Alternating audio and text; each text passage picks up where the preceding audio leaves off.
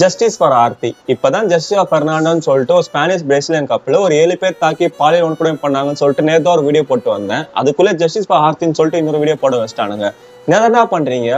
ஒன்னும் புரியவே இல்லை. பாண்டிச்சேரி வீட்டு வாசல்ல ஒரு 9 வயசு பொண்ணு விளையாடிட்டு இருக்கு. அங்க இருக்க பசங்க அந்த பொண்ணை கடத்தி கொண்டு போய் வந்து பாத்தீங்கன்னா என்ன பண்ணாங்கன்னு தெரியல. 2-3 நாள் அந்த பொண்ணை காணும். நேத்து ஒரு காவ ஓரமா வந்து பாத்தீங்கன்னா சாக்கு பையில அந்த பொண்ணோட சரத்துல வந்து மீட்டு போலீஸ்காரங்க எடுத்திருக்காங்க.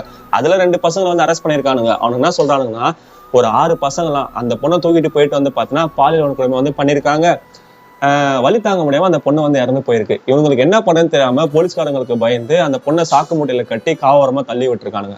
ஆமா, அந்த பசங்களுக்கு எல்லாம் என்ன வயசு இருக்கும்னு நினைக்கிறீங்க? 16, 17, 18 சின்ன சின்ன பசங்க தான். என்ன மென்டாலிட்டி அந்த மாதிரி காரியத்தெல்லாம் பண்றாங்கன்னு தெரியல. அந்த 6 பேர்ல ஒருத்த கூட சொல்ல அது சின்ன பொண்ணா, நம்ம பண்றதான் தப்பு அப்படின்னு.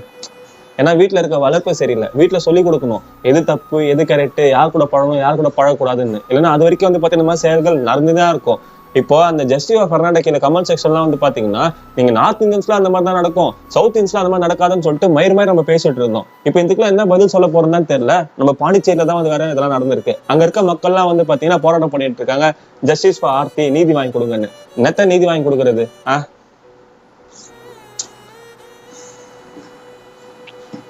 பெண் பிள்ளைகளை அத்துமீறி தொட்டால் கொண்டுடுவாங்கன்ற பயம் வர வரைக்கும் இதெல்லாம் கண்டிப்பா மாறாது. இப்ப ரீசெண்டா மணிச்சா பொண்ணு கூட சொன்னாங்க பாருங்களேன், it's not all men but it always a man. எவ்வளவு கேவலமான பிறவிங்க இல்ல நம்ம.